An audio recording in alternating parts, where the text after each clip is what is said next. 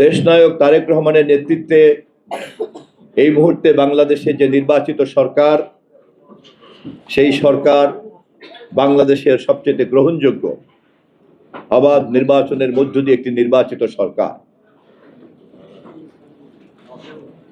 সরকার গঠন হওয়ার মাত্র কিছুদিন আগে আমরা হারিয়েছি আমাদের মাতৃতুল্য নেত্রী, মজলুম জননেত্রী, দেশনেত্রী বেগম খালেদা জিয়াকে।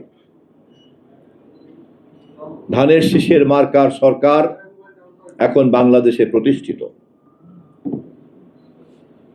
শহীদ জিয়াউর রহমানের নেতৃত্বে ধানের শীষের সরকার, বেগম খালেদা জিয়ার নেতৃত্বে ধানের শীষের সরকার এবং এখন তারেক রহমানের নেতৃত্বে ধানের শীষের সরকার গঠিত হওয়ার পরপরই মশিউর রহমান জাদু মিয়ার ৪৭তম এই মৃত্যুবার্ষিকীর একটা চমৎকার ঘটনা পরম্পরা আছে।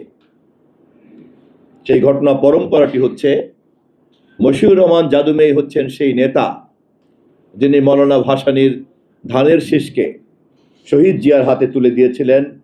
শহীদ জিয়ার হাত থেকে বেগম খালেদা জিয়া, বেগম খালেদা জিয়ার হাত থেকে আজ তারেক রহমানের হাতে। ধানের শীষের এই রাজনৈতিক প্রতীকী আকারে মৌলানা ভাসানীর হাতে জন্ম নিয়ে তারেক রহমান পর্যন্ত আজকের এই যে বিবর্তন এবং তার যে ধানের শীষের যে উপস্থিতি, এর মধ্যেই নিহিত আছে মশিউর রহমান জাদু মিয়ার রাজনৈতিক প্রজ্ঞা। এর মধ্যেই নিহিত আছে মশিউর রহমান জাদু মিয়ার কৃতিত্ব। মাত্র ৫৫ বছর বয়সে তিনি তার জীবন অবসান হয়েছে, কিন্তু তিনি আজকের এই গণতান্ত্রিক রাজনীতিতে, নির্বাচনের রাজনীতিতে, বহুদলীয় রাজনীতিতে ধানের শীষের জনপ্রিয়তার এই ভিত্তিভূমি তৈরি করেছিলেন মশিউর রহমান জাদু মিয়া।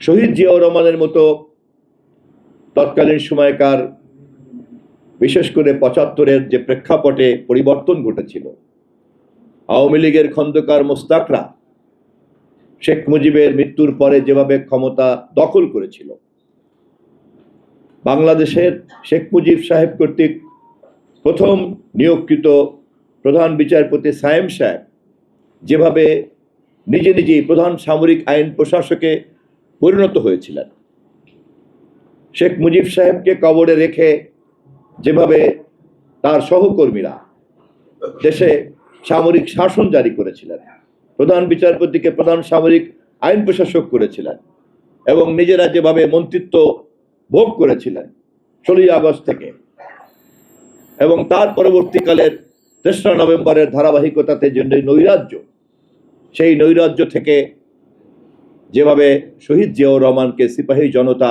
মুক্ত করে এনে জাতির সামনে হাজির করেছিলেন, তার নেতৃত্বে ক্যান্টনমেন্টে যে শৃঙ্খলা ফিরিয়ে আসার ইতিহাস এবং বিভক্ত জাতির মধ্যে ঐক্যবদ্ধ হওয়ার যে ইতিহাস, সেই কারণেই সিপাহী জনতার রাজনীতিতে সংঘবদ্ধভাবে, স্বতঃস্ফূর্তভাবে একটা ভূমিকা আমাদের দেশে তৈরি হয়েছে।